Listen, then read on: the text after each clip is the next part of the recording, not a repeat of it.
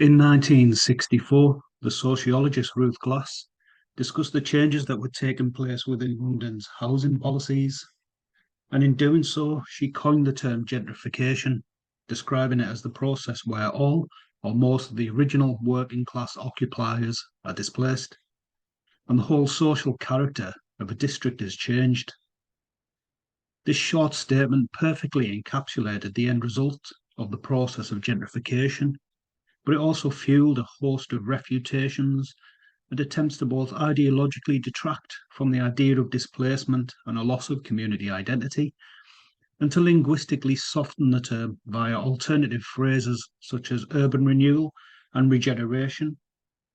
Speaking of the attempts to nominally redefine the gentrification process, Leslie Kern argues that the alternative words that have bubbled up out of policy and planning discourse are designed to hide displacement and hierarchies of power. There is undoubtedly justification for structural improvements in the field of housing. For example, the adopting of high-rise residential towers in the UK after World War II was predicated on a number of factors that included the decimation of housing because of bombing raids, the increase of population during the post-war years, and the poor standard of existing working class accommodation, much of which was essentially still Victorian slum housing. The fundamental drive behind the post-war housing project was a vital need for a major rehousing strategy, rather than redevelopment for capital gain. As Stacey Sutton suggested in her TED Talk on gentrification, gentrification is not the same as revitalisation. Revitalisation refers to neighbourhood change, improvement, upgrading, but it's done from the bottom up.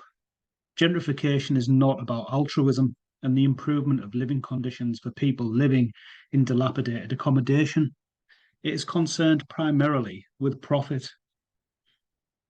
Gentrification is linked to a return to the city ethos, and part of the prioritising of urban rather than suburban homes is, as Robert A. Beauregard states, due to a change in consumption needs on the part of the gentrifying class that differs from those who have traditionally migrated to the suburbs.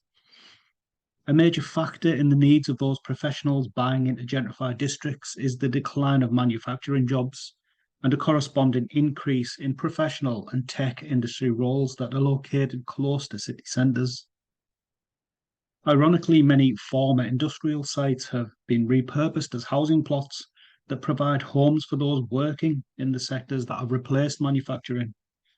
An example is Battersea's power station, now repurposed as luxury apartments that sell for upwards of £9 million and use the original brick and steel features as a selling point.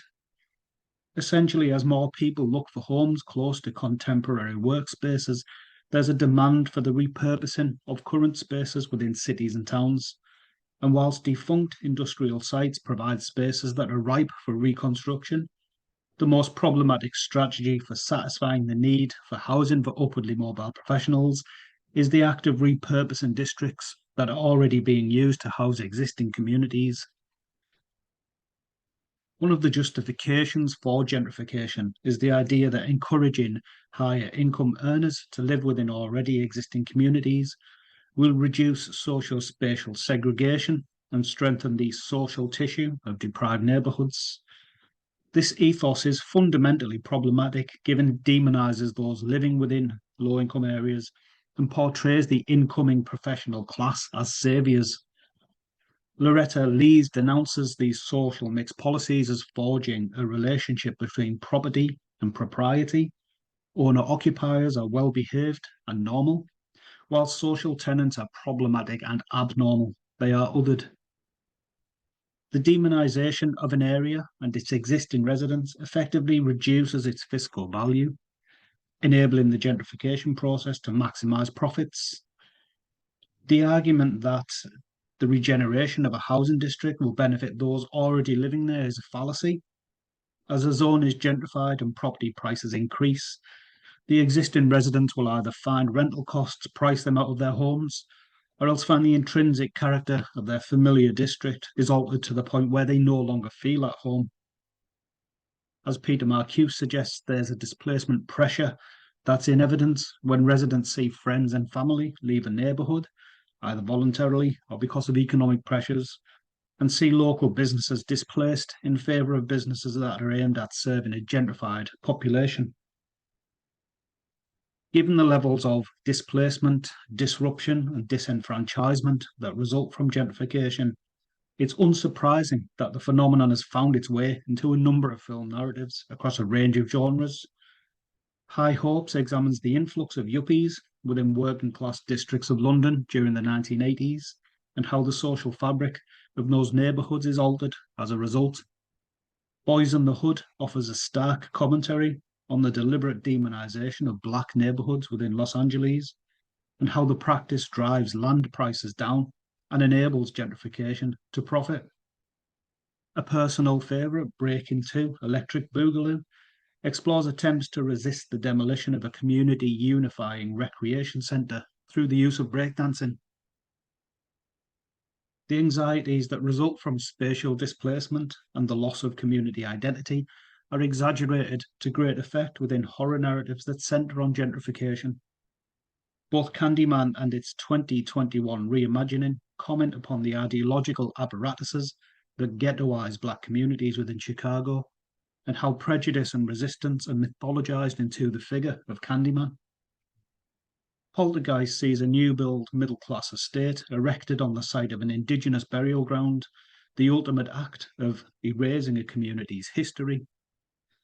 Eden Lake presents a narrative that's concerned with rural gentrification, wherein a tract of scenic public land is sold for the purpose of developing an exclusive gated community. The resulting change of land use from public to private creates a zone of spatial exclusion that's predicated on access to financial resources. So the remainder of this paper will examine the narrative importance of gentrification within Netflix's Vampires vs. the Bronx. Co-written and directed by Oz Rodriguez, the film has at its core an exploration of the effects that gentrification has on a community of Black and Latinx residents who find their homes and the businesses that are owned and used by the local community under threat from property development. Taking cues from The Goonies, The Lost Boys, even Boys in the Hood, the film manages to juxtapose a fun narrative with a serious examination of displacement and a dissolution of community identity. Rodriguez stated as much during an interview with Entertainment Rocks, where he discussed a desire to talk about the effects of gentrification on the communities that resemble the one he grew up in, and why the people living within those communities deserve to have a place to live. The film begins in one of the community's businesses, Becky's Beauty Salon, where a newcomer to the area, Vivian, procures a manicure from Becky, who tells her that she's shutting up shop and moving to the suburbs after being bought out by the somewhat on-the-nose Murnau Property Company. After Vivian leaves, Murnau's spokesperson, the equally on-the-nose Frank Polidori, arrives to bring Becky her contract. After signing, Becky is then attacked by a vampire. The Murnau Company is, unsurprisingly, a front for a group of vampires who are buying their way into the Bronx and displacing and killing the locals in the process. In the shots that establish the ambience of the Bronx, people are shown to interact in authentic ways, and the community have a visceral connection to their space.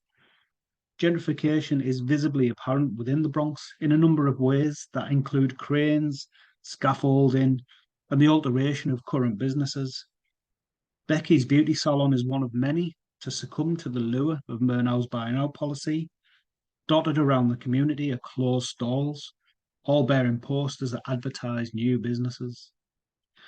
There's an ambiguity in the naming of businesses within gentrified areas, wherein their habit of cultural and historical appropriation ensures there's no authentic meaning to their naming, and often no inherent connection between the name and the services offered.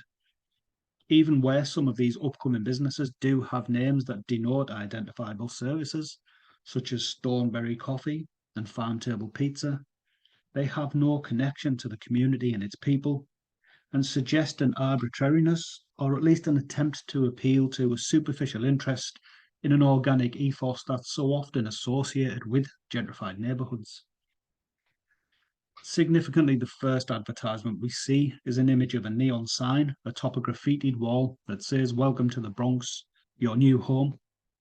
Before the camera pulls back to reveal the image is contained within a screen on top of a cab. The image then fades to an advertisement for Murnau Properties.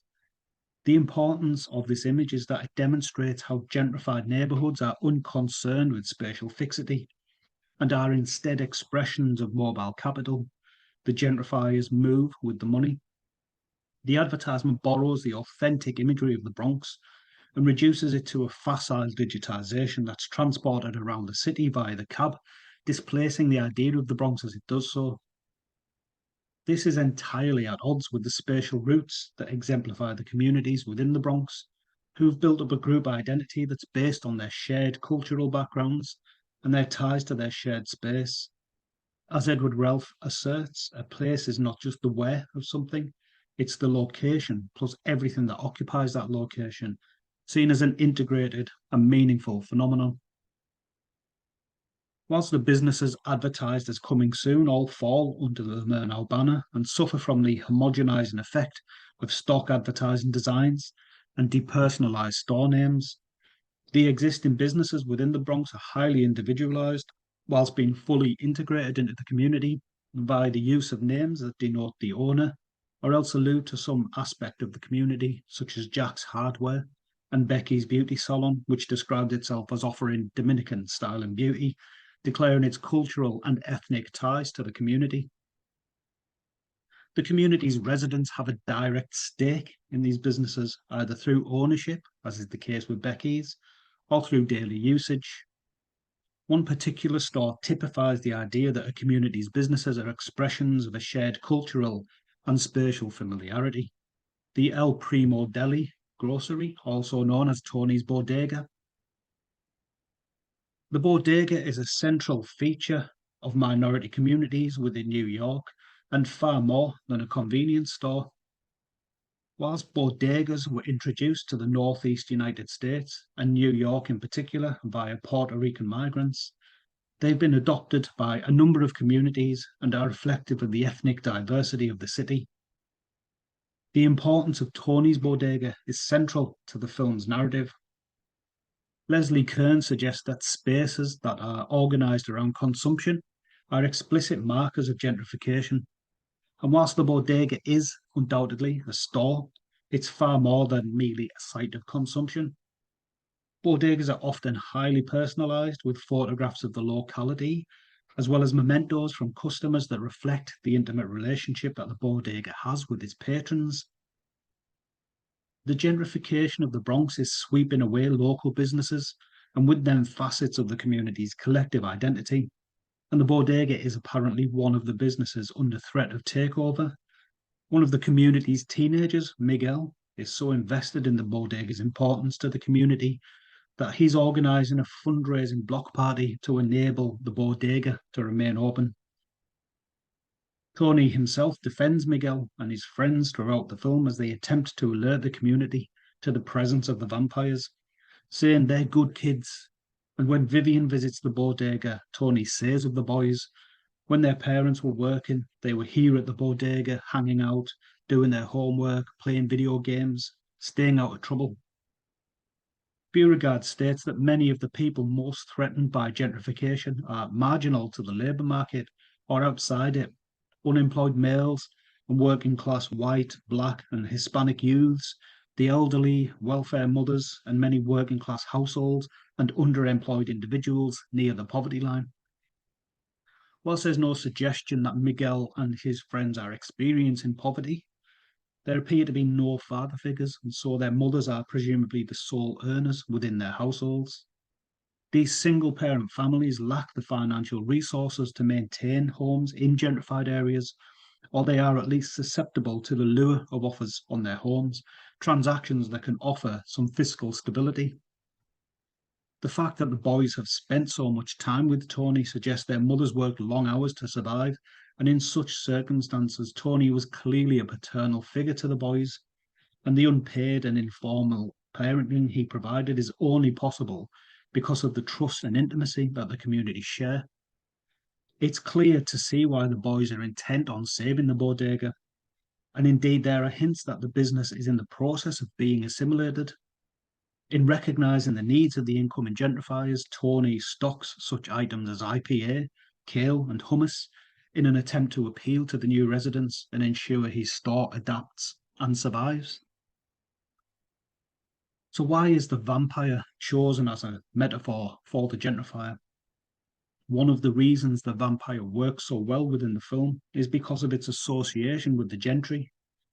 Once the vampire was transposed from the world of folklore to the literary realm, it gained aristocratic characteristics through characters such as Stoker's Dracula and Polidori's Lord Ruthven, and many subsequent literary and cinematic vampires. The gentry are the gentrifying class, and gentrification is, as Tom Slater states, the spatial expression of economic inequality. One group of financially secure people exerts spatial privilege over a group of people without that security. Just as Dracula buys his way into London through the purchase of property, Murnau Development buys its way into the Bronx via the purchase of its businesses and homes. And indeed, it's their financial power that ensures their success when set against the relative lack of fiscal resources of the community within the Bronx. The vampire is also a clandestine figure, largely due to the need to shelter from daylight.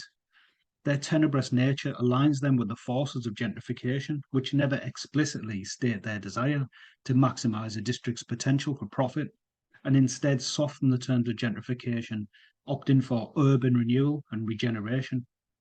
As discussed earlier, gentrification claims to improve the conditions of people living within areas in need of revitalisation, but these promises are often subverted in favour of profit. For example, the redevelopment of the Battersea station was approved with the proviso that 15% of those homes would be earmarked for affordable housing. This was later reduced to 9%, and those homes are actually built on a secondary site, ensuring the most choice homes within the power station complex were reserved for higher earners. This duplicitousness is echoed within vampire narratives, where vampires repeatedly offer empty promises in order to further their interests. For example, Frank Polidori, the vampire's thrall, is the front-facing representative of Murnau and takes care of their daytime business meetings. He assists in cloaking the presence of the vampires and disposes of their victims' bodies. In a sense, he is the petit bourgeois to the vampiric gentry, and he enacts this role because of the promise of being given the gift of being turned. When he explicitly asks the vampire commander, who it turns out is Vivian, she warns him that his apparent ineptitude makes him unsuitable. In fact, she has no intention of turning Frank, and indeed she kills him after he makes one mistake too many. The vampire colonizes any area in which it's present through the act of transferring its curse to others, who go on to turn others. As a result, the underlying character of a vampire-infested district is radically altered. The comparisons with the gentrifier are clear, and the film demonstrates this through the alteration of local businesses that offer products and services firmly catering to a hipster class. The local buildings and spatial idiosyncrasies are drained of their existing meaning, in much the same way that the vampire's victim suffers a loss of personality and becomes a facsimile of the vampire. So, to conclude, just as the vampire drains its victim of their identity and replaces it with a single-minded, self-interested purpose, the obtaining of blood, so too does gentrification erase cultural history from any district where it occurs and seeks only to maximise profits. The film does suggest forms of resistance that are centred on retaining important aspects of community, such as local stores and areas of cultural interest, and avoiding being drawn into an imposed narrative wherein gentrification is incorrectly viewed as being altruistic, a natural phenomenon, and an inevitability.